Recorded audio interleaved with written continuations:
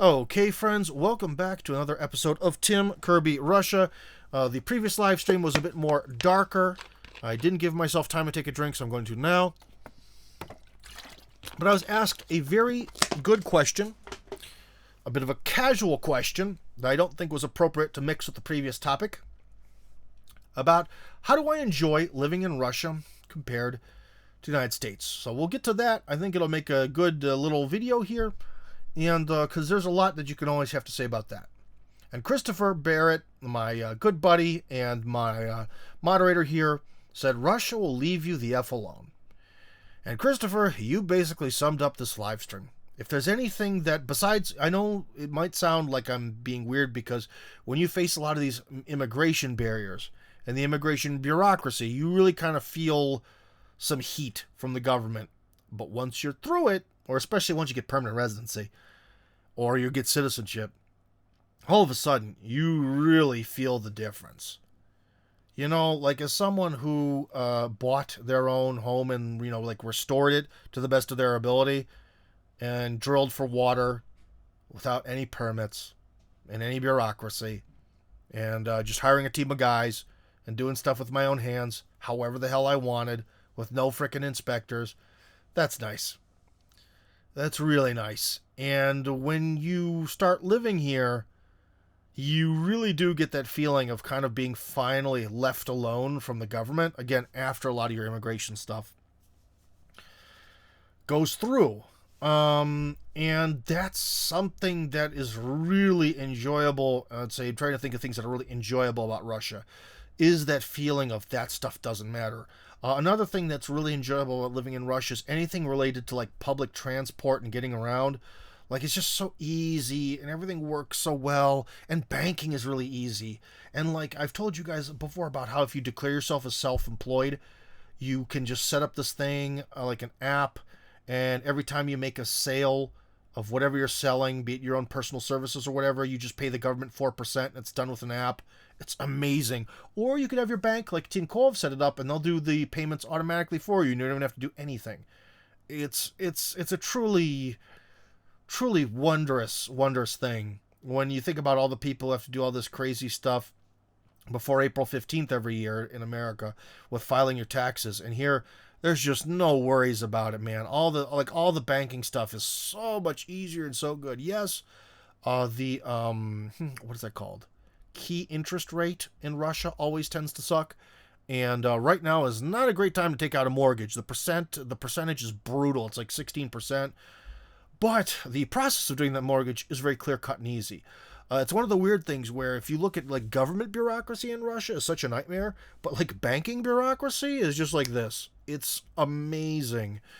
So a lot of little stuff like that, you really start to notice the longer you live in Russia. You really start to notice it, and you can really appreciate it, even if sometimes you forget about it. Another thing that's sort of able to enjoy is that in Russia, there is no limit to your masculinity.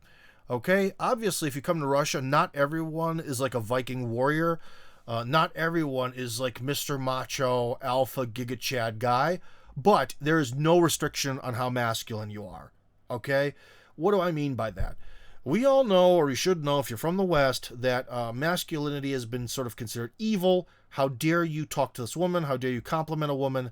How dare you express anger in any sort of way? How dare you do this? How dare you do that? And in Russia, none of that exists.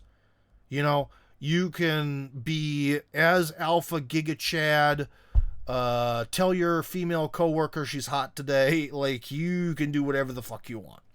And that is an amazing feeling. And, you know, it's very ironic, that feeling. Because we always hear in the West about how awful it is for people in the sort of like LGBT universe, that they're constantly repressed by the majority and they can't really express who they are. Well, if you think about it, if you're a heterosexual male, you've been the one who's actually been repressed over the last, say, 10 or 15 years. And you come to Russia and all of a sudden, the invisible chains are gone, my friend. Free at last, free at last. Oh Lord, my straight ass is free at last. You see what I mean? That, my friends, is another thing that is just infinitely enjoyable about Russia, is this completely unrestricted masculinity. It is amazing.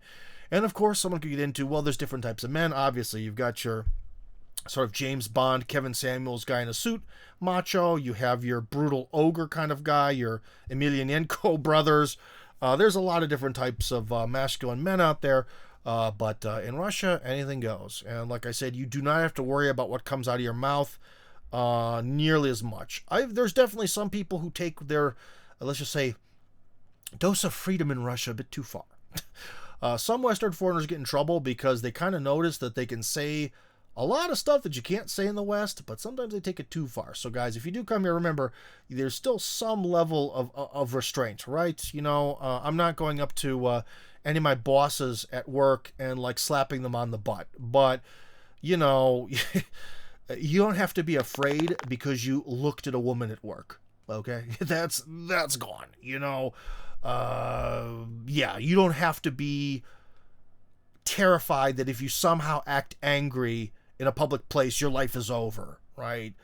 Because remember, all these media sources, they always tell men need to be more emotional, except anger. You know, the most sort of typically masculine emotion, well, that's not allowed. You can be emotional like a woman, but only like a woman. Like, no, F that, bro. And when you're in Russia, you get really, really happy about that. Remember, guys, if you have questions or things to call in about this sort of the advantages of living in Russia, that's cool. I would prefer questions because this topic is what I think, judging by the question. So, yeah, I'd kind of like to get some questions on this one. Let me think about that. So what else was that? What else was maybe something about to really enjoy about Russia? I would say if you are someone, this is kind of goes for me. I don't know. I actually find kind of sometimes Russian people easier to deal with because they tend to be honest, and even people in Russia who tend to be dishonest are kind of obvious with it. Like they're not really even good at it. Like they're not good at being fake. So that's another thing I kind of enjoy about it.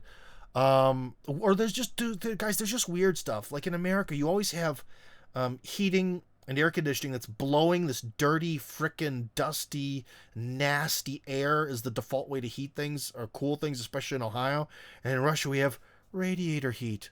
It doesn't matter what makes the radiators hot, but the radiators give the heat. And there's no smell, and there's no horrible dusty wind, and everything is full of joy and rainbows. That's a weird personal preference that I have. Maybe you don't. Maybe you disagree. Maybe you think radiators are awful because they take up space or whatever.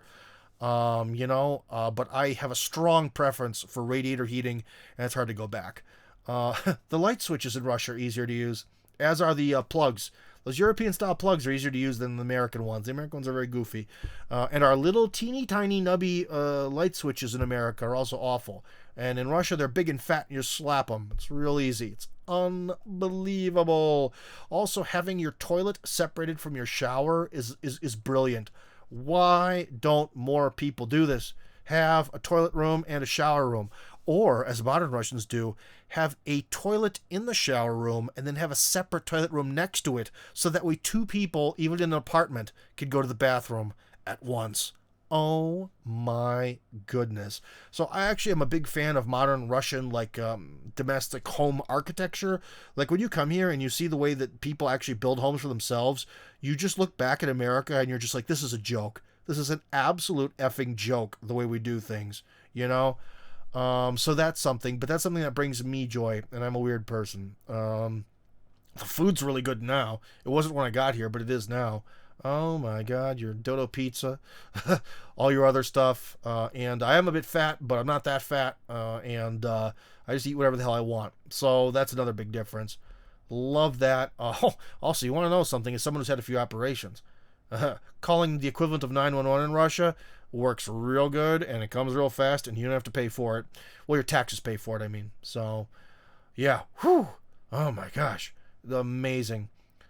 Yeah, Christopher, want to sell pies in your front yard? Sure. Yeah, you can do that. Although Russians don't take advantage of it. They really don't, which is kind of a shame. I wish more people did. That's some sort of, probably, again, legacy of communism and sort of stuff from the past. So, anyways. Oh, no, we've lost connection. What's going on? Did we lose connection? Oh, we're back. Okay, sorry about that. I lost connection for a brief spat.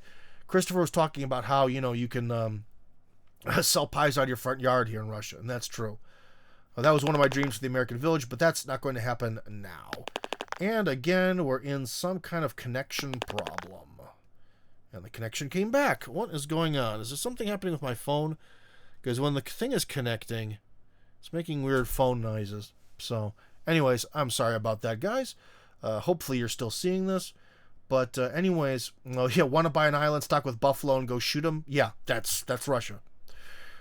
Generally, people do not care about that stuff. The amount of real like bureaucracy with like zoning and stuff is it's so much better. Yeah, Tim, that is good to know about tax and banking. I'm self-employed and I have an this is Tim writing, not me. Tim who asked about what I enjoy about Russia. This is good to know about taxes and banking. I'm self-employed and have an S corporation. I think it's a good setup, but it sounds like it would be even better in Russia. It is amazing. Of course, the self-employment status goes only up to like 5 million rubles or something. Then after that, you have to form like a little miniature individual entrepreneurship. Also not hard. Also, the bank does most of the work for you, and then you pay 6 to 9%, and that's all you pay. That's all you pay in taxes, and I mean federal, state, and local. It's all the same. That's nice. That's really nice. Whether it's on purpose or by accident, Russia is very, very much set up for people to work for themselves. Very much. Again, I don't know why, but if you want to work for yourself, it's amazing. And I do. So there you go. L. Punt. What is the Russian attitude on saving money and investing to store the value of currency in lieu of many political crises in the past decades? Russians blow money. So the second Russians get money, they blow it. Which means that right before New Year's, there's always going to be a spike in people buying pieces of real estate because they have some sort of excess and it's time to burn it. So yeah, Russians always burn. And that's one thing that I've done. Every time I've gotten them in my life, and of course with inflation, this amount of money is going to get less and less every year. But every time I've gotten 1 million rubles in the bank, I've bought a piece of real estate with that money. Twice I just bought it outright cash. And then the last time I bought with a mortgage. Well, no, the second home had a mortgage. Wait, I'm lying because I didn't have 1 million rubles then. I just bought it because I had to. But anyways, every time I hit 1 million rubles, I go buy something like that. So there you go. And that's what all people in Russia do. As soon as you get the down payment on something, buy it. F it. Do it now. Hurry up. Burn it. So that's how Russians do. They don't do savings. They don't do 401ks. They don't do investing. Rich people do investing. There is a Moscow stock exchange. So like rich people do, but more middle class, upper middle class people don't. They just burn it. Say get it going, burn it. That's how they do it. So yeah, that's how things are done. So and especially that's like with me. So that way my kids can have a nice future. I bought a tiny apartment in Moscow with the hopes of paying it off to buy a bigger one and a bigger one. And there's almost like a sort of matryoshka doll. As you buy real estate, you can sell it and then get a bigger one and then a bigger one after that. Because if you buy a piece of real estate after 5 years, you don't have to pay taxes on the sale. Ooh, hello. So yeah. Just pay your taxes on the government website. Be aware that corporate tax rates are double personal tax. Okay, that's America. That's different, man. It seems to have become that they have been wrongly told that they can go from tourist visa to residency, which is not possible. Better check with a lawyer. That is correct, EJ. We just did a few days ago. You'll see on this channel. That I did a live stream about how false information and Russians telling foreign people, it's so easy, just come here, pay a bribe, and you'll get citizenship. All this stuff has been absolutely destructive to people's lives, including people I know and wish didn't have their lives destroyed. But bad advice can be really destructive and really harmful when it comes to someone, sort of giving up their previous life and then immigrating to another country. So EJ, you and I see things the same way, and you should consult an actual lawyer rather than just, I don't know, way too many people want to get some sort of like advice from my chat on my channel rather than consulting a lawyer. No. Tim, thank you for taking on this topic. I apologize for the out-of-place question. Go nuts. Out-of-place questions happen on every podcast. So let's see. Again, guys, if you have any things to say, does anyone want to call in? No.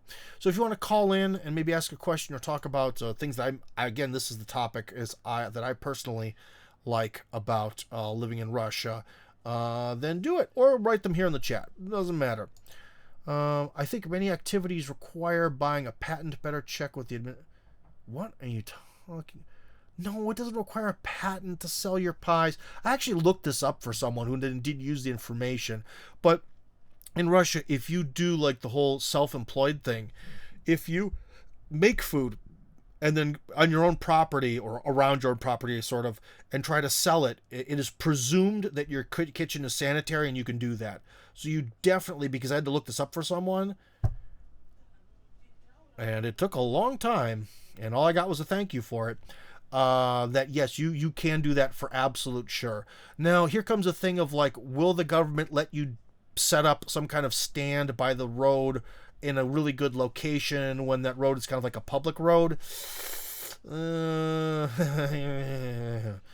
But yeah. So let's see. Paranoid Russians hoard US dollars, idiots. Some do. Some do. But now that's kind of irrelevant, because their dollars aren't very useful anymore. Yeah, you can buy gold at the bank. Yes, that's true, Christopher. But some Russians do. They do buy gold. I mean, some people do. If you look on Avito, there's a lot of gold for sale. So people do it. But don't buy gold over Avito. I would not do that. Avito is like eBay in Russia. But anyway, so people do. But overall, your average person in Russia, if you talk to them, what are their plans for retirement? How do they save money? They don't. That's the simple answer. Shocked is the word in the U.S. Shocked about what? No, what do I think? Do you think the what? Oh, well, that's the previous topic. A babushka selling pies in her own yard will be ignored. Oh, yeah, 100%. Or like, yeah. The question is her house going to be in a good location to actually get people to come by and buy them? But you see by the side of the road all over in Russia, like in villages and stuff, that like local villagers set up a stand by the road right in front of their own house. So sort of, on their own territory. And, of course, no one is going to do anything about it. And like I said, I looked into it and it is legal, especially if you have your self-employed status. So, really cutting out. Okay. I suppose this brings up a question. How is the internet in Russia? Amazing. Absolutely amazing. I can't believe it conked out. If you watched a lot of these episodes, live streams, that's about it. Yeah, the internet here is probably, actually, I think it's the fastest and cheapest, like, gigabyte in the world. Go look it up, of, like, cheapest internet, like 1 gigabyte of internet traffic, cheapest in the world. I think it's, like, Russia's in, like, the top 5, if not the top. So, like, for example, I pay for 4 telephones with unlimited internet, and for the internet, just to have it for the computer, and it works out to $17. There you go. A month. Garan. The Western America have had elections in the past where there was a clear winner. That has nothing to do with what we're talking about. What's your impression from schools in Russia? Do your children go to the usual school? Are they happy about it? Or does it cause stress on a regular basis? Well, going to school just sucks in general. I think for all kids. I disagree with Russians who say that oh my God, our educational system is just the best in the world. Oh my God. I don't think it's bad, but it isn't like going to high school in the ghetto. It's okay, but all school sucks because it's bureaucratic and it's run by people who generally don't know what they're doing and don't even really understand why they're doing it. So I'm actually not very super pro school in general. But yeah, my kids, I guess, they show up and they do what they're going to do. But I don't think the Russian school system is fantastic. I just think it's not awful and it's not tainted by the insanity of the West. The, man bashing, LGBT letter soup nonsense, all that other, it just doesn't exist, right? So, yeah, so I think it's good, but again, education, there really is very little good education, in my opinion. Anywhere. And, yeah, my kids go to public school. And they have gone to American school as well. After dealing with food in Russia, my attitude to Americans is food was not ready for Pentecost. What? I'm sorry, Jill.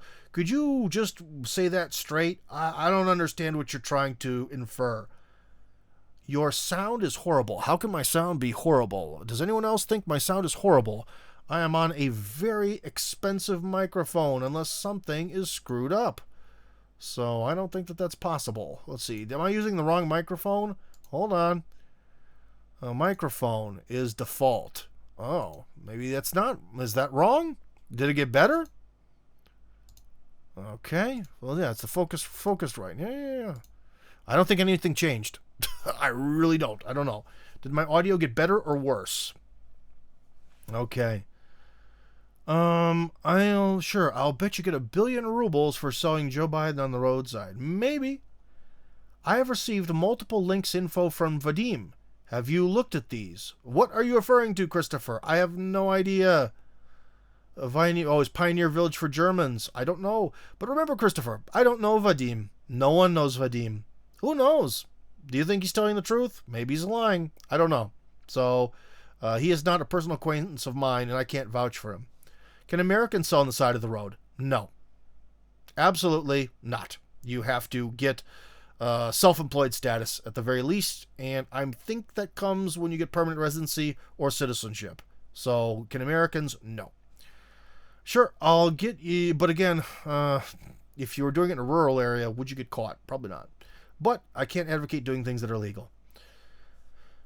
But no. Sure, that's one of the reasons where a lot of things too, again, about like the benefits or why I like living in Russia. Boy, did that increase again after the immigration bureaucracy was over. You know, after I got especially the permanent residency, that really just opened the doors to everything in Russia for me. And then citizenship sort of confirmed that. Like the permanent residency opened the door, and then the citizenship made the door come off the hinges and fall and hit the floor. Never to go back in my face again. So with everything, you really need to get your legal status in order. Yes, indeed, Joe Biden, it's cutting out. Well, I think it's cutting out on your end, because it can't cut out on my end, because I am on a very decent, stable internet connection, and the signal is not that much broadband, or bandwidth. Regular grocery store food is better in Russia. Yes, it is. I would say absolutely. Some of the vegetables in the cheaper grocery stores kind of suck, but in general it is good, because the standards are higher. Jill compares U.S. gross. Okay. Vadim is a real estate construction developer. I won't waste my time looking at the info I received. Christopher knows about this. Yeah, well, that's between you, but I don't know. I would really be skeptical of trusting anyone, especially Russians who don't have a lot of experience with the immigration system, because it'll go back to the same thing that we talked about recently on the live stream, where I talked about bad advice that ruins lives. Some Russian that tells you, oh yeah, just buy this house, just do this, just do that, it's easy. They're a liar. Maybe they're a conscious liar or an unconscious liar, but they're still lying. Don't do it. You'll ruin your life. Can Turks sell on the side of the road? I just answered you. This is a question of, also you spelled the word Turks wrong. Turkic peoples sell on the side of the road. It's a question of citizenship and legal status. It is a question of whether you have the ability to have your self-employment status turned on.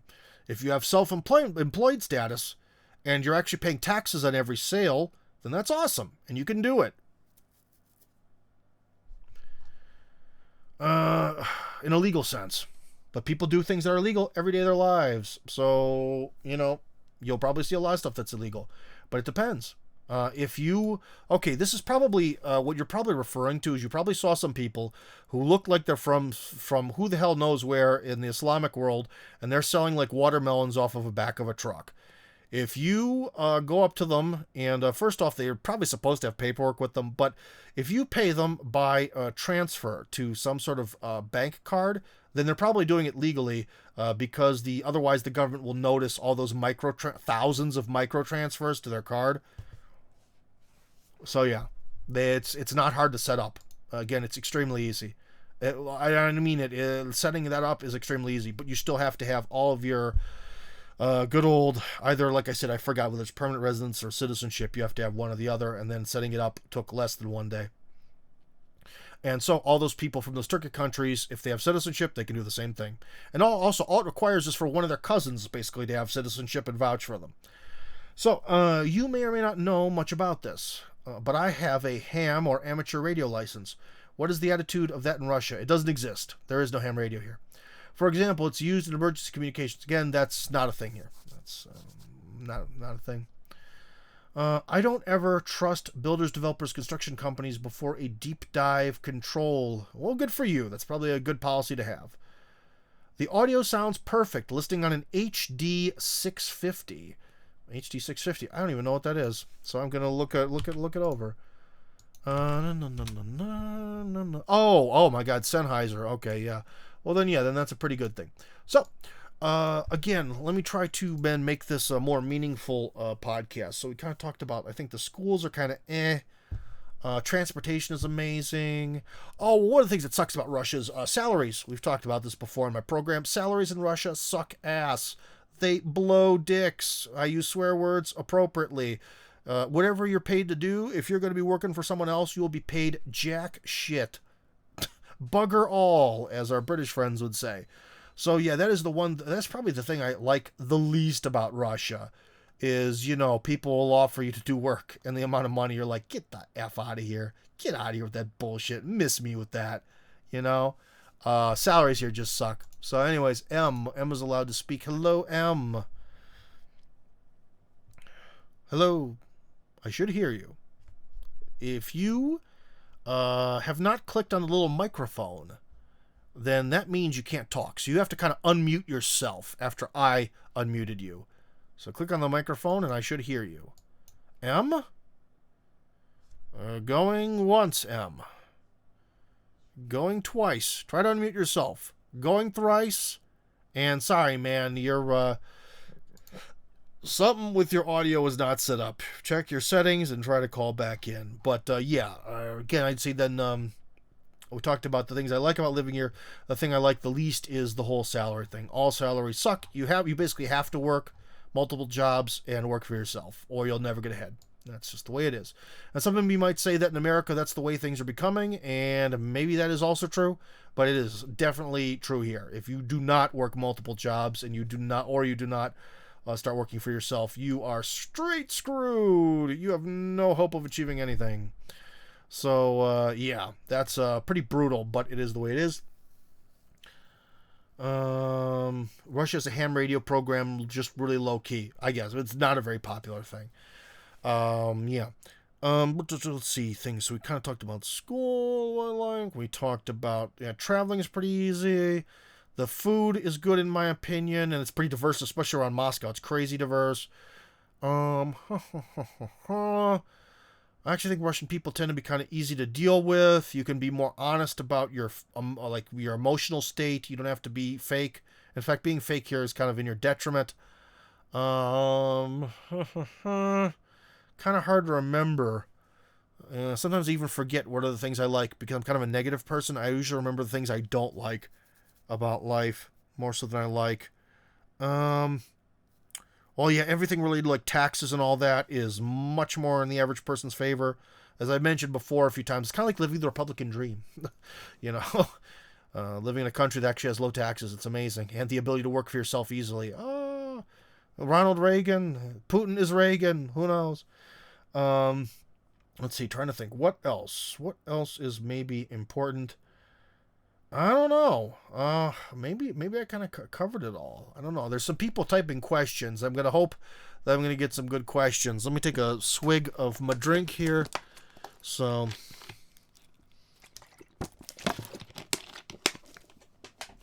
Oh, yeah. Here we have a call from Chantel wants to talk. Hello. Okay. Remember to unmute yourself. That is critical. Allow to speak. Yes, you are allowed to speak. Why did it do that twice on my end? I don't know. Hello. Hey. Good. I hear you. Hi there. How are you? Fantastic. All right. So, fantastic given the context of the terrorist attack. But anyways, could you let us know your thoughts or give me a question or whatever? Yeah.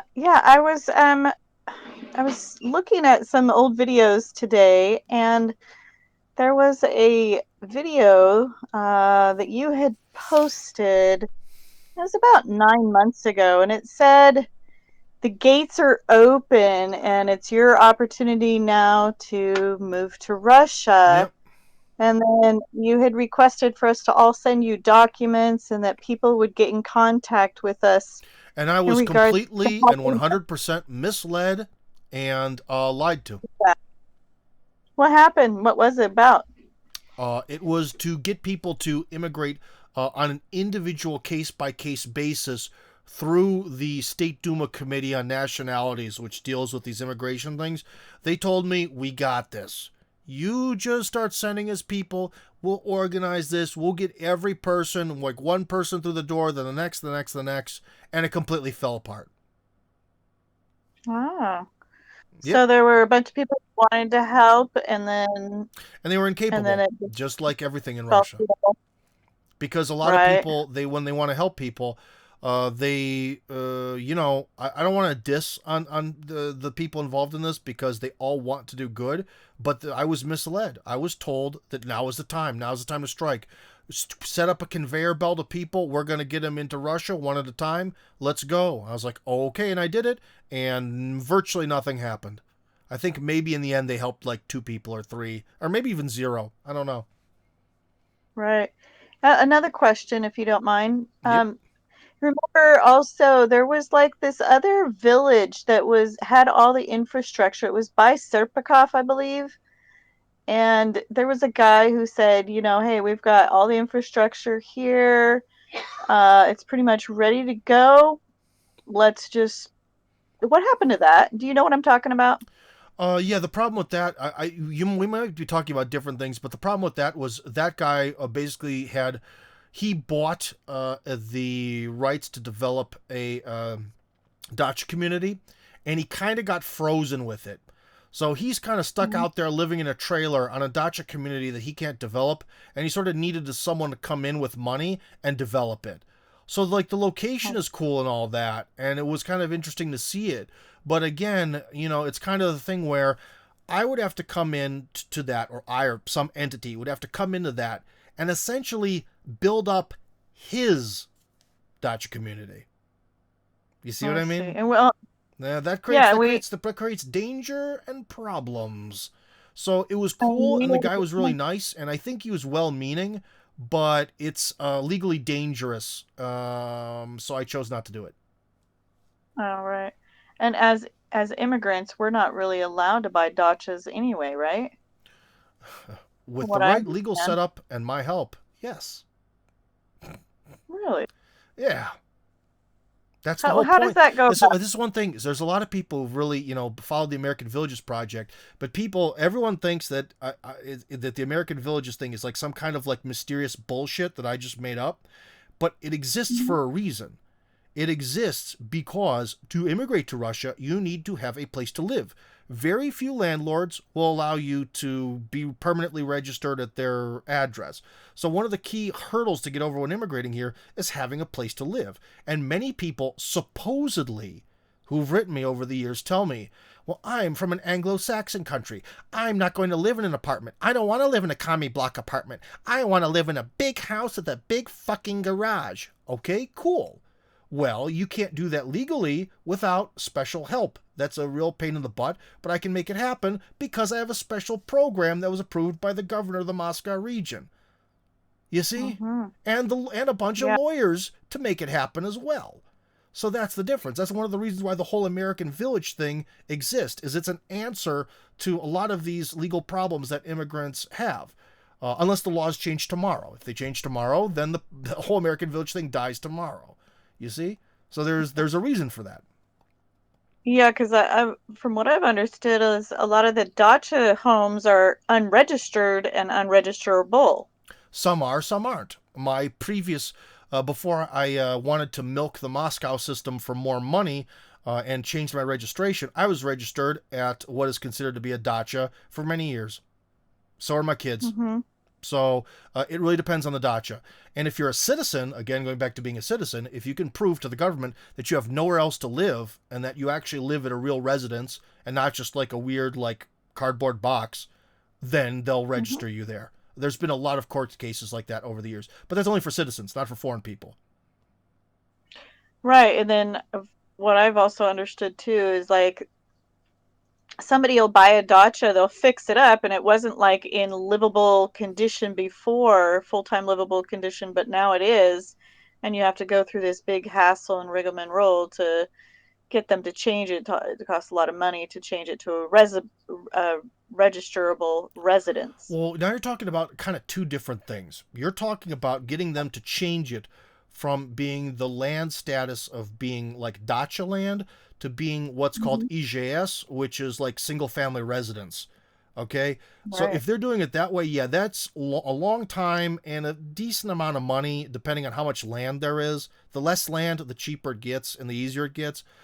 But Right. you don't really need to do that because you can just try to make it so that way your dacha gets registration by proving you have nowhere else to live.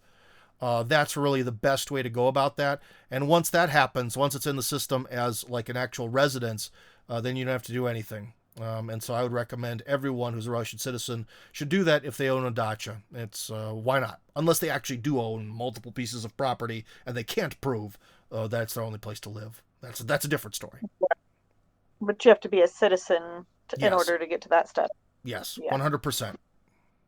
Can't do it as an immigrant. No, as an immigrant, you can't do anything virtually. Right. Can't do much as just an immigrant still here as a No. tourist. Yeah, and that's Yeah. exactly that's why a lot of the things that I tried to do with the American Village, whether it works or doesn't work or whatever's going to happen, is again it's all related to these problems because I've seen them year after year after year. Because trust me, I used to always think that Russians think that I'm a naive dumbass, but apparently a lot of the people who for some reason follow me always think that maybe I don't like understand things or that I just make stuff up. But not really, I really know how things work here, and with with this whole like buying a house and getting a place to live as a foreign person, you're really in a bad position because like I said with Yeah. Russians, they can solve this problem like that. Like anyone could just go buy some dacha somewhere, then just be like it's really easy for them to prove that they have nowhere else to live because they can just take their internal passport that has no place of registry on it and be like, I have nowhere registered. Then they go to their what the hell is that called in English? Their document bureaucracy center, and they get it Mhm. proven that they have no place of like registration, and then they go boom, and you also take the thing from the government services website that shows what real estate you own. Show them that hey, I only own one piece of real estate, and it is this dacha, and you win. Wow. Hands down, you win 100% of the time because they have to allow Okay. you. They change the policy on that. They have to allow you to be able to create your own home somewhere. So that's the big difference. It's so much easier once you have citizenship. Everything is easier a Right. million times. And you're just until Yeah. you do this, until you cross that barrier, life in Russia kind of can suck. It really can. Right. Somebody was living in an apartment and they're renting, then they can turn around and buy a dacha, move into the dacha and say, look, this is the only thing I own. So, And that is have to be exactly what I registered here. did because that was the only thing that I could buy, lock, stock, and barrel. When my son had no registration from the moment he was born until he was like 5 or 6 years old because I wasn't able to buy anything. I bought something lock, stock, and barrel, and from that moment on, at the very least, he had registration at my dumpy, shitty house. you know, Yeah. even before there was The one in water, I had no water. My right. kids were first registered there with me. No water, Hmm. only You had to go electricity. down to the you had to go down and pump your water. There's a communal, thankfully, there's a communal, I wouldn't say well, because it's more like a big button you push and then the water comes out very Mhm. insanely quickly from a faucet. And so I would usually go with my kids and we'd take all sorts of like 5 liter jugs and a Right. wheelbarrow and like fill up 50 liters of water at one time and take it back. Oh my goodness. And you Yeah, had it to kind of got cook annoying, but you know, and everything. yeah, yeah. Well, if you think Bill, about it, people use a lot of water. well, I remember one time we were living, I'll share a little story. We were living in Montana up in the mountains, and we had to go and get spring water, water from a spring coming out of the ground. And then Yeah. we had to do all that. Yeah, Well, yeah. carry Well, it up. that's what I have now. I just drink the water that comes right out of the ground because maybe you're not supposed to do that, but it hasn't killed me yet. So there you go. Um, anyway, so do you have anything else to ask about this particular abstract topic of ours today? Not at the moment, but thank you for clarifying that All for me. right, rock and roll. Then I'm going to mute you, not because you're a bad person, but because we need to move on. So let's see. Don't forget the travel opportunities within Russia are a huge asset. Yes, Russia offers a lot of opportunities to travel around. And again, with this whole thing about being a foreign person, is what I've been kind of forced to now recommend to people to really just immigrate to Moscow and St. Petersburg. Then when you get citizenship, then try living somewhere else in Russia, because otherwise it's just a nightmare. So later on, when you get citizenship, then you can travel the country. I'm a software engineer by trade, and it's high demand and a well paying career in America, especially as an S corporation, as I mentioned earlier. What is it like in Russia? Well, software engineers do really good. Like when I was working at a video game company, the guys who were like the lead programmers made baller money. Like the kind of money that if you told that to like a girl on the street, she'd be like, oh, maybe he's not so fat. Like that was kind of like turning head money. I don't know. Maybe that was excuse me, the cushion is falling off my chair. Maybe that kind of money was actually just something at the particular company I worked at, but some programmers can do pretty darn good. Yeah. So programming is a little bit of an exception. I think a lot of programmers do quite well. But you have to speak fantastic Russian. You have to speak like fucking baller Russian. That's the hurdle. It's not the programming language, it's the work language. Karapuz writes 4,000 at bit. I don't know what you're referring to. Excellent question, Chantel. And great, honest answer, Tim. Thank you, Christopher. A very uh, happiness for everyone. So that's nice. I'm not into this, but to my knowledge, the worst that might occur is they'll ask you to get equipment with certain frequencies blocked. Oh, you're talking about ham radio. Okay. I don't know. I follow you, Tim, because you're the peculiarities and realities in Russia. Yes, I do. But unfortunately, my memory is a bit gray, and things change, and that's kind of part of the problem. It's sort of like there's been 10 editions of Warhammer 40,000. I started playing on edition number 2, so now I don't even know how to play the game anymore. And sometimes that can happen a little bit because I get kind of trapped in my knowledge of certain things from certain times, and then they change, and you have to adapt to it. So, yeah, it's worse than Warhammer. Where do you recommend traveling to that is the cheapest, safest, closest when traveling out and back at a 6-month point? Now, this is a real tough one. Now, this is one where I don't want you to. I'd actually like you to get not just my opinion, but get the opinion of a lot of people and people who've done this. Okay, that's more important. But I would tell you that I think one of the big things where people get screwed over is everyone thinks they can just drive to the European Union and drive back. A lot of times the land borders are closed, like a lot. So if you think, oh, I'll just go up to St. Petersburg, I'll take a bus to Helsinki, Finland, and then take a bus back the next day, there is no guarantee that border is open. So that's the one thing I would definitely warn you not to do. No buses, no trains, don't go to Belarus because that creates a whole huge amount of problems of you're crossing a border, but you're also not crossing a border. That's a bureaucratic netherworld, so don't do that. A lot of people do like the sort of Caucasus Mountains regions, like Armenia especially. There's a lot of flights to Armenia. A lot of people do Turkey as it has a sort of neutral status, and there are also a lot of flights to Turkey. The flights aren't that far away because it's also, not as much time. Kazakhstan is kind of an okay situation, but Kazakhstan's farther away, and the weather there is very brutal in winter, like crazy brutal. So I don't know, maybe Armenia, Turkey. Maybe Turkey might be the best. Dubai is a good option, but Dubai can be very expensive.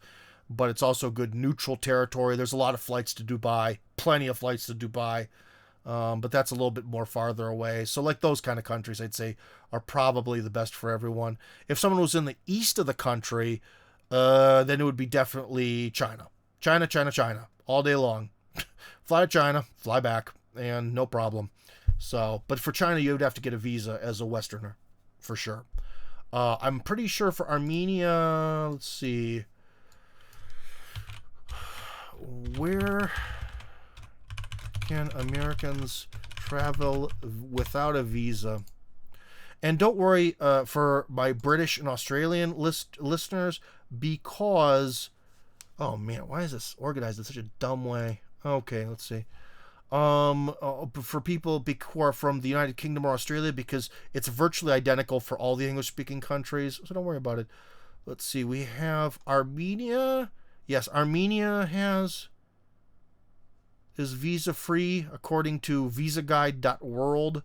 So that's cool. What about Dubai is the United Arab Emirates? So United Arab Emirates, yeah, you can go there with that one. Georgia. Now, if you want to talk about safety, I don't really know what to say about that because that's never really something I think about very much. And when you're a weirdo loner, you never really have problems with safety. Because safety usually comes from a lot of interaction with other people, especially when people are sort of in like clan mode. Yeah, could you go to China without a visa? I was going to say no. No. Is there an e-visa to China? No. Visa on arrival. Do they have that? No. So China actually does kind of suck for Americans and Westerners. Never mind. So yeah, so Armenia, wait, Turkey has visa, wait, is Turkey visa free? Yeah, Turkey's visa free. So yeah, all the countries I said are awesome, except I was wrong about China. China would actually suck, because you'd have to do a whole visa thing, and there's no guarantee they'd approve it. So, take that one back. But again, please consult other people who've actually done this, and get their experiences. So, but I can tell you for sure, there are flights to Armenia, and there are flights to Turkey, and there are flights to Dubai, for sure. those exist, or else a lot of people have been lying to me. I had no problem getting a transit visa on a U.S. passport in Dubai. Oh, okay then. There you go. Karapuz writes, Tbilisi, the capital city of Georgia. The Countryside Acres had a recent report on the place. Watch for the gringo prices. Well, as a Western foreigner, you're going to get price gouged no matter where you go. That doesn't matter. So...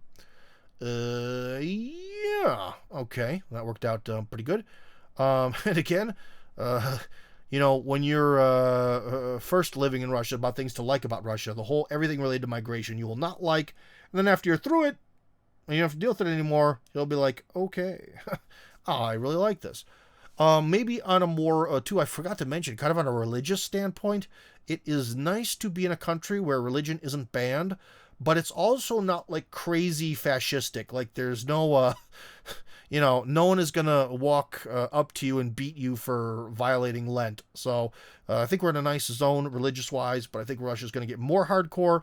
There have been talks of maybe trying to have some sort of kind of like dress code. Because if LGBT is considered extremist, then why can you wear an extremist uniform in public? Interesting. I kind of actually support that. I support it depending on how it happens. Okay?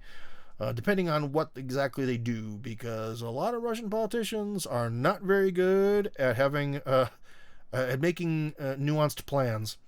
So don't want to get you in trouble, but any thoughts on foreign nationals being press ganged into service in the special military? That is retarded. That is a myth. That is not possible. If you mean that maybe if someone is a foreign person and they come to Russia and they all get citizenship, their male son turns 17, 18 years old, and he has to do the military service that everyone else has to do, then yes, there are no press gangs in the military service. That is a complete lie of the West. That is not the case, or I'd be on the front, my old ass, or something like that, you know. So, and if someone said it's not realistic to occur, it's not realistic. It is a lie. That is not occurring. I got my hand raised. Oh, I'm sorry. Christopher wants to talk. Hello, Christopher. You're already unmuted. You are internally unmuted. Hello. Yeah, I know. Yeah, I know. I could just drop in. I just wanted to warn you. Thank you. I appreciate that. I had a question. Yeah, if this real estate thing falls through, would it still be possible for us to fly to Russia, move the money ourselves, and just buy a house or apartment and get on the visa Q waiver program that you'd arranged? I don't know why you use the term e-waiver, but uh, I don't know because they want a program, man. They want a village. So I They want a really don't know about village. that. But one thing I can tell you is I'm kind of disheartened, Christopher, but the project isn't dead. We're still going on it. Okay. We have all the legal stuff set up. I'm going to have a talk on Monday with a different developer who's not an investor, but a developer who I've known for many years. And like I said, you saw on the channel, I said, why didn't I use him? Because this other guy promised to front a ton of money and, do everything in advance, and then he didn't do anything. Whereas this guy, I've known him for Got years. it. He is a public figure. He is not some sort of mystery person. So if he does screw us over, at the very least, I can destroy his life and his public persona. I can ruin him. Okay, so that's good. So to Christopher, it's not All dead. right. It's not dead yet, and in fact, Okay. we're gonna talk to this guy. His last name is Arlov, and I'll talk to him tomorrow. So don't worry about Plan Z yet. Don't worry about that. Yeah, okay. So we'll not pull the trigger yet. You know, No, we're not no, going no, to no, no, sell no, the no. Wait, wait, house wait. or anything. We're this could really be the one because I saw on his website what his pricing was at for stuff that's kind of more the same size as what we want to build. The only problem is that I was really attached to us having like our own sort of custom design. He does his own designs. Okay, that's one thing. So the way it's going to look is going to be different. But for a similar size, some of the offerings he had seemed to be significantly cheaper, but not like crazy. Like Christopher, it's not going to go from 16 million to like 6. Okay, that ain't going to happen. All right, especially Yeah. with the cost of land. But I think it'll wind up being, let's pick a good word for this, noticeably cheaper. Yeah, no problem. I Okay, hope. we'll put off pulling the trigger until you've had a Yeah. And chance to if deal with this and let's guy. just say if he quotes me at being some sort of exorbitant price, that's even more than what the other guy quoted, then we might actually just have to pack this thing in because no one's going to be able to really afford that. And we'll, on a personal level, try to maybe do something. But yeah, so I wouldn't say it's my Yeah, last hope, but I've kind of looked around, and a lot of the construction companies, they really are like to really do what we're kind of trying to do. It really is kind of in that range of like 14 million rubles. Maybe this other guy kind of bumped things up a little bit with a little bit of padding, yeah, but ultimately, dude, like to get a 100 square meter house for from a major company, it's tough. I've been looking into stuff that's like prefab. Prefab is cheaper, but again, there's no magic bullet. I'm sorry, there just isn't. I wish there yeah. was.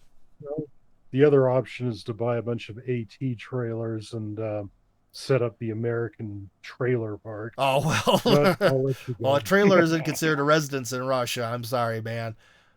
So no way. Although it would be fun. So, anyways, Christopher, we're gonna move on here because I have a couple of questions. Chantel's asking, is Serpukhov a total loss? Oh yeah, Serpukhov is dead because the cost to bring electricity to it is completely insane. No one is going to invest that amount of money, and no one is. Again, when you're talking about risks with this project, I refuse to take high risks because it could destroy people's lives. And Serpukhov, the electricity is so expensive that it would require like 10 people to immigrate or more. And just to take the money that they would pay for their houses, like just to cover the electricity. And that's ridiculous. That's when you're getting into like a pyramid scheme. So yeah, Serpukhov is dead. So Jill, trust is the mutual state when each person has something on the other. I learned this at university a long time ago. Maybe. I know a contractor here. I'll ask to see if he may be interested. He may be able to invest. We'll see about that. I don't know. A lot of people say things. Very few do things. When the Finnish border was open, it was super easy. But now flying to Istanbul and hanging out there is the next least stressful option, in my opinion, says Alex. The food in Georgia is good. It's levels above. It's heavily salted, too. Oh, I love salt. For the cheapest transportation, refer to STM bus. It takes a day to roll into Tbilisi. Bus? What do you mean, bus? Go to Georgia on an airplane, if you can. I don't know. You'd really want to do that on an airplane. You don't want to be going over contested borders on a bus as a foreign person. No. No. The inner African man inside me says, no, do not do it. No, you cannot do it. So, yeah. Anyways, guys, I'm starting to get a little bit tired, but there are a lot of people typing questions if Telegram isn't lying. So here, Mo, aren't there flights from Serbia too? Yes, there are flights to Serbia, but I do believe they have to go in a really roundabout way to get there, and it just winds up being a massive pain in the butt. Like a massive pain in the butt. But Serbia is an option, yeah, and you don't need a visa to go to Serbia as an American. Tim, I have a suggestion. Okay, what's your suggestion? Let's get this wound up here, because I'm starting to fall apart. I'll upload this video, I guess, maybe tonight. I came through Serbia. Well, there you go. Which you definitely didn't fly over the war zone, which would be the most direct way to fly here from Serbia. So you have to roundabout do it. So, yeah. I've also been informed that generally some of the most Russophobic Russians now all move to Serbia. So ironically, like, Serbia got a huge dose of Russians who hate Russia. Like, in a country of 7 million people, there's like over 500,000 hipsters or whatever. It's amazing. How'd that happen? You know?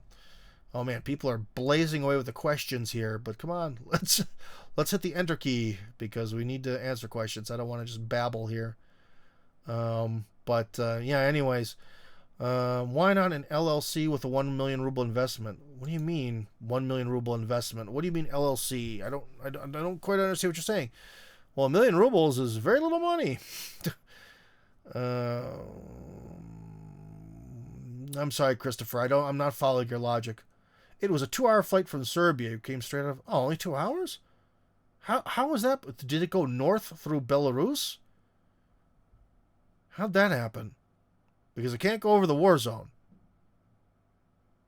Oh, well. Well, hey, if you did it, you did it. Okay, cool. Good. Serbia. Excuse me. Serbia's pleasant. I haven't been there, but I've known a lot of people who've gone there, and everyone loves it. So, yeah, well, again, oh boy, everyone's typing. So, anyways, got any callers? No. Yeah, let me just see. While people are typing these final questions, I'm trying to think of, is there something that I missed about, like, what do I like about living in Russia? Of course, I like the whole American football aspect of things, but no one cares about that except for me. I like my career a lot, but again, that's something personal to me. The parks in Moscow are nice. I don't know. I don't know. So anyways, you, Tim, you can start a legal entity with perhaps 20 to 25 million rubles. I do it. But again, Christopher, where does 20 to 25 million rubles come from? What do you mean, like taking out a loan?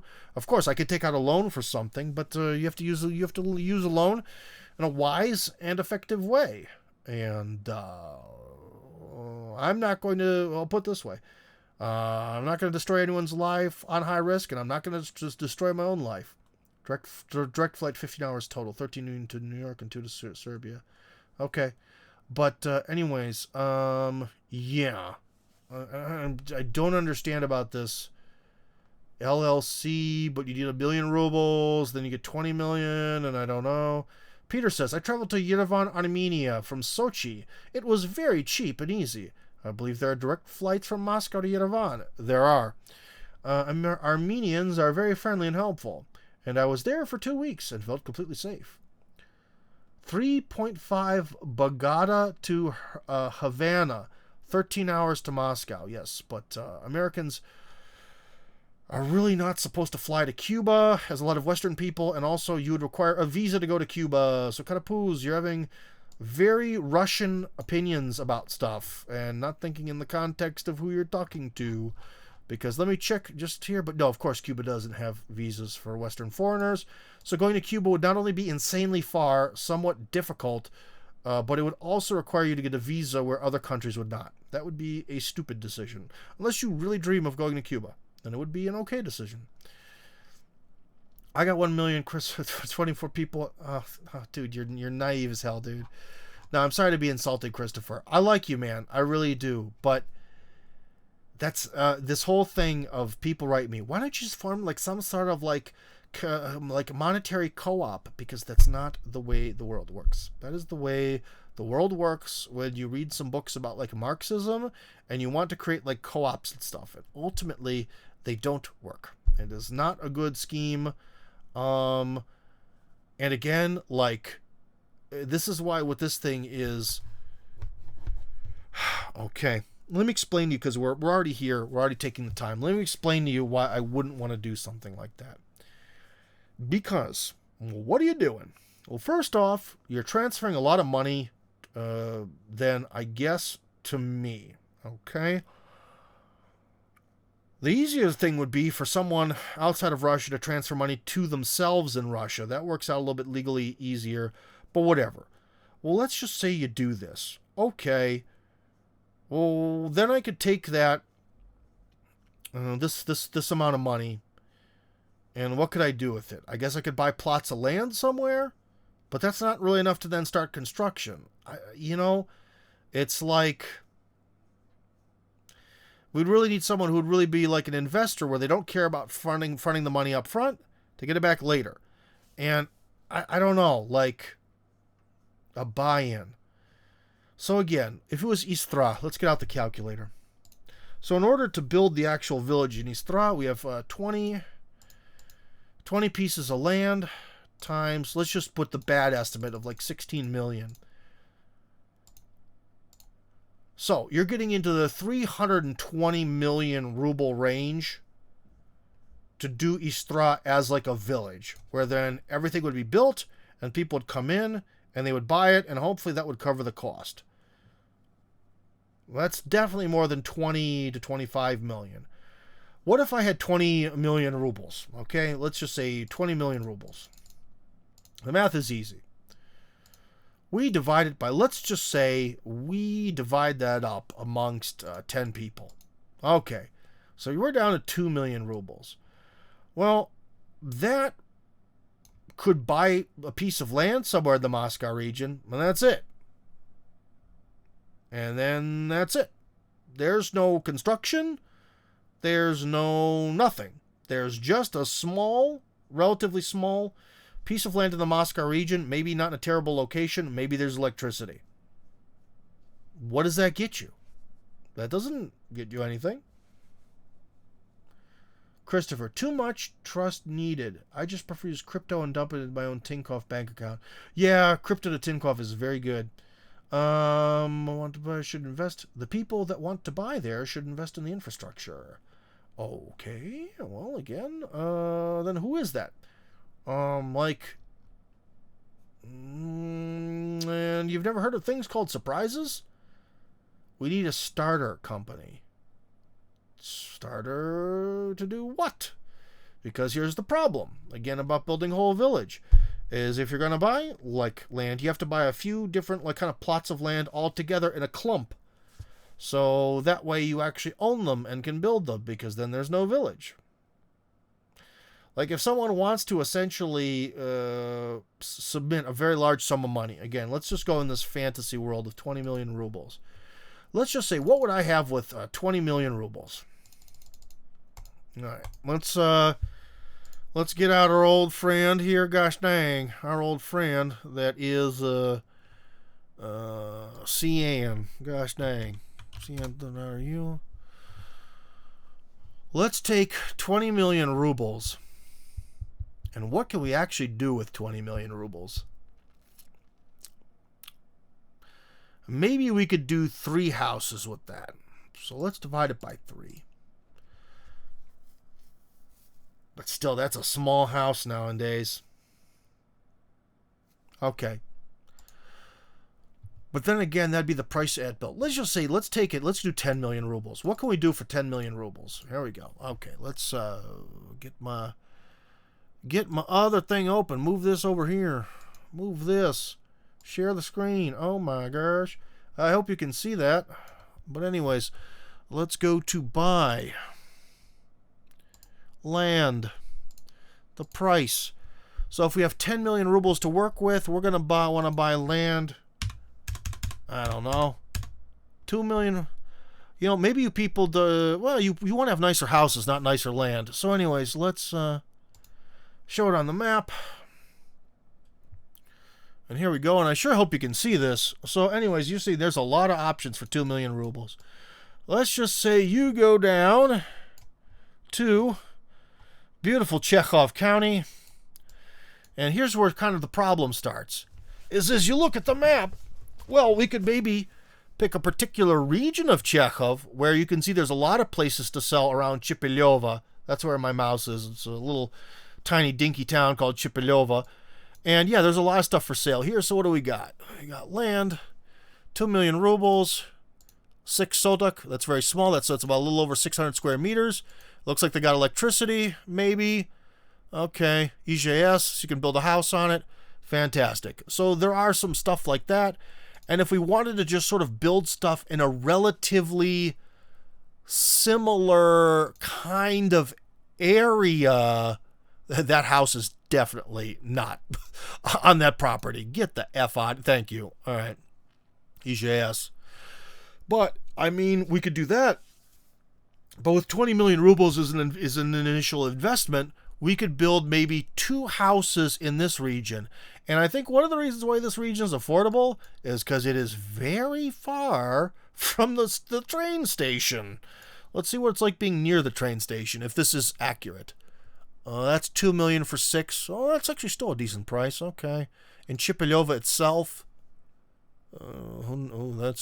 that's mysterious. That's just some stuff to buy. No way does 12 cost 1.6 million. There has to be something wrong with that. Get out of here with that. Miss me with that. 1.6 for 12. No way. Absolutely no way. There's something. That's a lie. There's mysteries involved in that. But anyways, so what would happen, guys, is if we had a 20 million ruble investment, we could do, I guess, 2 houses that are sort of medium-sized, or maybe 3 where the houses are tiny. That's it. And then what do we do with that? The profit wouldn't even yield the ability to buy another piece of land. Maybe, if that. So, there's your company. There's your company. What'd you get out of it? Is that really what you'd want to do? Also, how would you get your money back? I don't know. Whoever would want to donate 20 million rubles, even collectively, especially if it was collectively, okay, 2 people get houses. What about the others? What do they get? They get warm feelings. Too much trust needed. That's what I want. I want affordable housing, energy, and food. Lots of snow in winter. Well, if you want a lot of snow in winter, live around Moscow. Go to church a lot. You can also do that around Moscow and be left alone. You can also do that around Moscow. It's amazing. All 20 people, 20 million rubles, 1 million each. And you can't even buy a piece of land within the Moscow region that's still far from Moscow for 1 billion rubles. You can't do anything with that. All 20 to get. Why? What do you get? Dude, co-ops are such 19th century pseudo-Marxist nonsense. Tim, we who want to get to Russia, 1 million chance investment is small potatoes, but you don't get to Russia. If you have 20 million rubles, 2 people go to Russia. That's it. Well, 2 families, 2 families, 2 units of people go to Russia. Not 20 people. You still need to work with a developer. Stop joggling. Tim's elbow, that's a new one. I like that. An investment is little people want to do this. No, they don't. What do you mean? It's an investment. How do they get their money back? Like, how does this work? Okay, everyone contributes 1,000,000 rubles. We get 20 million rubles. 2 people get houses and all that. Okay, so how do 18 million or 18 people from this process get 18 million rubles plus in return? They don't. Am I missing something? Am I ignorant? And your total estimate better have a Murphy factor, because Murphy, yeah, that's default in Russia. I'm not the only one trying to figure this all out. Many brains working together are better than one. It's called brainstorming. Well, you have to think, brainstorming's fine, but you also have to think about viability. Only an investment company LLC. I see 2 people have never done this. Trying to tell Tim how to do this is not helpful. Well, I just want to explain it because a lot of people, again, they have these mysterious ideas about the American village and they think that I'm some sort of weirdo or something. But again, it's just like, do the math. How do co-ops work? The ones that I've been told work do so because, okay, I know one guy who bought an apartment through a co-op in Russia, okay? So first off, if you think that anyone who posts here is maybe a little bit Alex Jones paranoid, he is quite the example. And he did it with a group of people, and they were able to set up a company here in Russia, but they're all Russian citizens. They're also all kind of poor, so they have no ability to really leave Russia, okay? And they really did set up this network where it did work, where like they all put money into a pot, and then the one person, got an apartment bought, and then, the people kept paying into the pot, and especially the first guy who got his apartment pays into the pot for the next guy and the next guy and the next guy, okay? So I have seen that co-op work, but that really requires everyone to already have citizenship in the same country, have a lot of legally binding documents, and that's a different thing. When you're dealing with foreign people who aren't even really here as citizens, that becomes a whole different ballgame. That's a very, very high-risk investment. You know what I mean? I don't know. So this whole co-op thing, and again, this co-op thing between these people, there's apartments, this was a process where these people agreed to do this over, I think, like a 10-year span. They did this for years upon years, and the people who got there, they stuck with it. That's also creating a 10-year plan to maybe one day move to Russia. No. Not houses, start capital. I know these things work. No houses, just development, start costs. Well, then to do what? If someone wants to give me large sums of money, okay, let's just say hypothetically, let's change the topic slightly. There's someone out there who's like, Tim, I believe in you, and I want to give you a large sum of money to make an American village happen, but the amount of money I have isn't crazy. It's 20 million rubles. What would I do with that 20 million rubles? Well, I could buy then 5 plots of land in Istra, maybe that'd be good, because again, this Istra location is very nice. Or I could say, because Chekhov, although I kind of don't really want visitors in the near future because Tim's been having some mental problems lately. Let's just say, again, if I wanted to kind of maximize the amount of people, maybe doing something around Chekhov would be good, but I don't know. But if someone gave me 20 million rubles and I was like, we need to do the groundwork, for the American village, I just use it to buy a bunch of land that's right next to each other, be it completely, literally right next to each other or walking distance with each other. And then have people, who would want to be part of the village, then they would have to actually pay for the construction part. Right? That's what would make sense to me if someone was to want to do that. But that's more like a mega donation, because the amount of, if they were to do that for profit, so they'd give me 20 million rubles.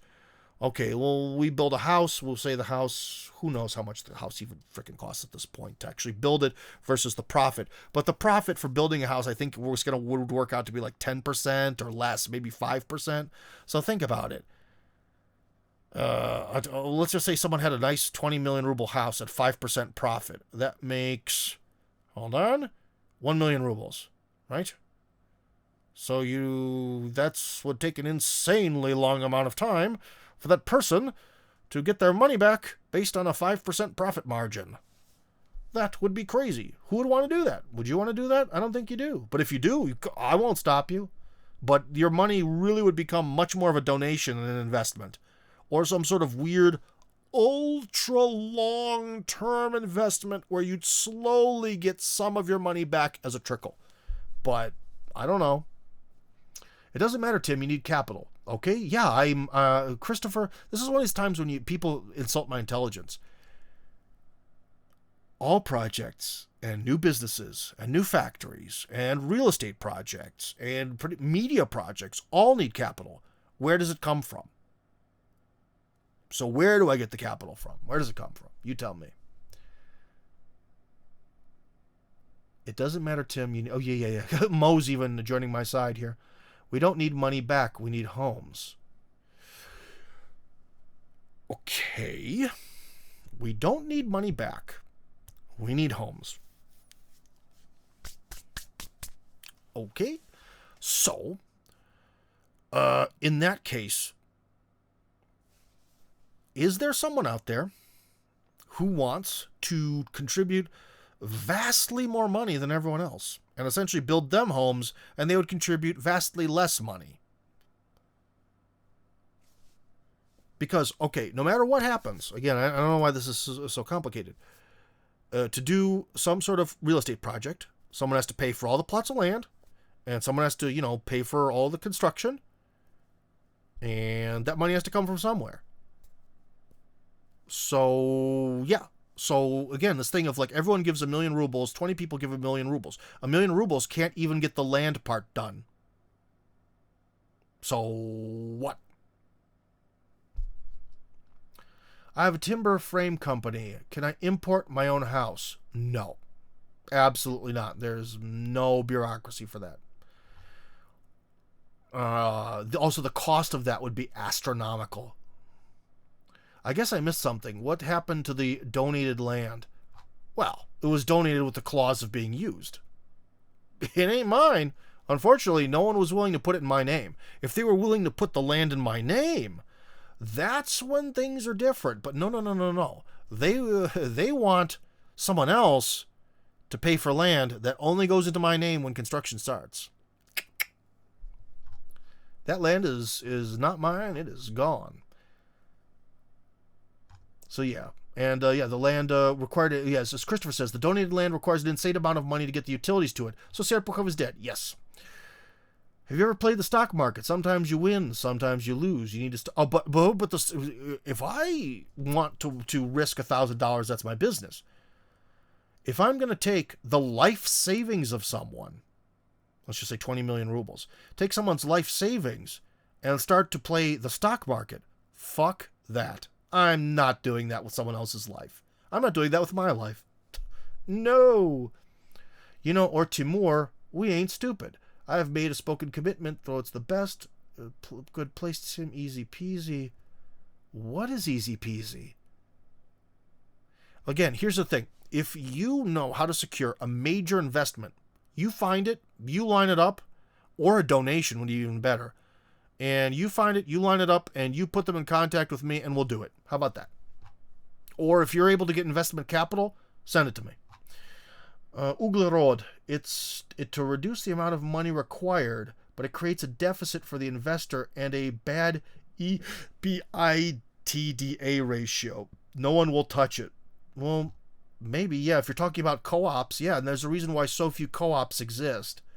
Because they require an insane amount of trust, and they don't really work with an international project that has an international audience. So, yeah. Yep, any experts, in quotes, are welcome to give Tim 3 or 4 bitcoins. Yeah, like if you got the money, you send it over. Again, like if someone, there's one person who might even be watching right now, who knows, who is a particularly wealthy individual willing to move to Russia, and he could, in theory, buy an entire gigantic American village site, pay for it lock, stock, and barrel, no problem, and then sell it off. That would be the best way to do it. But of the few billionaires in Russia I know, none were interested.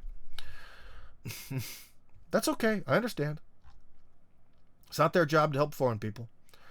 I told you in June 2023 how the cost spiral would develop. You said 5 or 6 million rubles. I said it'd probably take 2 or 3 years. The cost would increase by the. Now it's double the price. Well, yeah, it is. So what? Okay, so you're just like, I warned you, I told you the truth that the costs for construction would spiral upwards. How would, if I would have, what would have happened if I would have said, yes, Christopher, I agree with you, you are completely right. How would that have affected the project? Any at all? No. It wouldn't have. I would not invest without a return. Fair enough. I wouldn't either. It ain't your problem. Just do your best with Timur. No worries, Tim. It is my problem. How is it even a discussion? Only a philanthropist would be able to do it. Well, yeah, that's kind of what I'm talking about. Or someone, again, who has a lot of faith in people and a lot of faith in me, who would, like, again, I just don't know how they would get their money back. That's the real mystery. And one of the things that was nice about Serpukhov, because it was such a gigantic territory, then maybe it could have been something where someone starts with their money going towards like 4 houses at once. Okay? And then the 3 people who aren't them move in and they start paying the first guy again, right? And over time, the first guy starts to get his money back, and then maybe another rich guy comes in. And in Serpukhov, that would have been possible to do something like that because the land would have been under our control. But again, until a large amount of land could be put under control, we can't do something where one person builds 4 houses because they have a lot of money, and then 3 people pay him off for their house. Like, that's setting that up. It just doesn't work. It would, again, take a lot of land and a very large capital investment. So if someone, again, not 20 million, but if someone donated or something, did 200 million rubles, okay? No, let's do 100 million because that's an easy number. And we're going to say that so that's 10 houses. So if we did something like that, where someone did 100 million rubles, and then essentially over time, the people who would buy the other 9 houses kind of paid back to the first person, that might work. But again, it requires a very large initial capital investment. So, yeah. Over a 60-year term, maybe. I'm only trying to help, but help has to be practical. Does the Orthodox Church have land to donate? No, they use that for themselves. So, in fact, quite the opposite. They had all their land stolen by the communists and are trying to fight to get it back to this very day. So, looks like a Ponzi scheme to me. Well, it depends. Because a Ponzi scheme requires growth. So, if you have a setup where one rich person builds 10 houses, lives in one, and the other 9 pay him back, there's no Ponzi scheme to it, but there's no growth, right? There's no expansion. There's no necessity to have to bring new people into the system in order to make them pay it off. So that's not it. Those kind of systems are where every time you join, it's like you make profit from the amount of people you get to join, and it becomes a pyramid. That's why it's a financial pyramid. This would be a financial 2-dimensional line going horizontal. Can you build your own house in Russia? Owner built? Yes, you can. You absolutely can, yes. But you have to be a citizen. And how do you get over citizenship without some sort of special program? There again. There you go. There you go. So, yeah, build your own house after you have already lived here for however many years and fought through the bureaucratic nightmare machine. You see? Anyway, William wants to talk. I don't remember William Paradise coming on the program. Hello, William. What do you want to talk about? Hello? William, you have to unmute yourself. You must unmute yourself. You must click on the microphone icon, or you cannot talk. William. If your last name is actually Paradise, that's awesome. I would love to be named Tim Paradise. Oh my gosh, that'd be great. That'd be so great. It'd be like my life would turn into Jimmy Buffett's life, you know. All margaritas, cheeseburgers in paradise, all that stuff. It'd be amazing. But anyways, William is having microphone problems or accidentally put up his hand. So I'm sorry, Mr. Paradise. Going once, going twice, going thrice, and unfortunately you're muted again. But you still want to speak. Did you figure this out? You just put your hand back up. No, maybe he's screwing with me. Oh well, I'm sorry, dude. You were unable to get your microphone working. So, anyways, let's see. Where are we even at? Hand raised again. You mean? Oh, for you, Christopher. Yeah, come on, Christopher. Come back on. Yeah, I'd really rather see you spend your time actually working the problem and trying to get some land developed than arguing with a bunch of amateurs. Well, I think you should probably close this and go to bed. I might soon. I don't really like to close things when we've sort of hit that vibe where there's a lot of questions, because then I feel like I'm actually doing something here. The worst is when you do a live stream and it's dead. But I might go pretty soon, Christopher. So anyways, thank you. But again, this would all be about, like, again, so now we're getting in this thing of, like, getting it started. Just get it started somehow. And that requires someone to either make a massive donation or take a massive financial risk. And I can't, because I chose to do the more stable option and buy an apartment for my children downtown. That is going to be it's already worth way more than when I paid for it. Well, I'm in the process of paying for it, and I do not regret that decision. Maybe after that's done, then maybe I can do something stupid and take out a massive loan and go high risk. But there's no way I can take out a second loan, and the interest rates right now, as I've mentioned, are bad. They're real bad. So I'm not going to do that because that would destroy my life, potentially. What do I need from an investor? Money. I mean, like a very, very large amount of money to initially get, like, the village going. There are 20 plots of land available in East Thra, so what would be good for an investor? The ability to buy 10 to 20 plots of land and put 10 to 20 houses on them for people to buy them, and then that money, the profit from this process, goes back to the investor. So, yeah. What would his return be? Not very good. What if he was also the contractor? Then his return would be much better. Registration only, and that even is not required or forced. No standards to observe, in the sense that you do the electrical... I'm sorry. Karapuzio, I think you're giving bad advice. Because in Russia, the foreign people can't buy the land to build the house on. So stop. Stop, Russian people. Stop giving foreign people terrible advice and making it seem like moving to Russia is easy. Fucking stop it. Destroying lives. Really, here in Canada, anyone non-citizen can build on purchased land for themselves or as an investment. No, not here, because you can't buy the land. Sorry. Yep, find a land developer. We can wait. Well, I've been looking for 2 years. It hasn't. Oh, you're talking to someone else, not me. But I'm looking for a long time, and I thought I had one who said he was willing to buy 20 plots of land at 5 million rubles a pop, and then he didn't. I think you can do it here if the plot is designated residential, but you can't buy the land. You can't buy the land in the first place, so it doesn't matter whether you can actually build something or not on it. Got me? Thank you. Oh, this whole thing about, guys, I'm sorry, it's every day someone new. Well, I want to buy a huge plot of land in Siberia and build it. You can't buy land. But I want to live in Siberia when there's all beautiful mountains. But I need to live near a hospital and a bowling alley and a fitness center. Go fuck yourself. That's all. William, do you actually want to talk, or are you just messing with me? William, do you want to talk? I just unmuted you again. Do you actually want to talk, or are you just trying to destroy my life? Anyways, we'll give him some time to actually get on the program. Got it, thanks. Only if you're a citizen. Yep, that's it. Okay, now it's time for me then to go to bed. And, William, we're going to have to give up on you. Your last name, if it's real, is amazing. That is a good thing.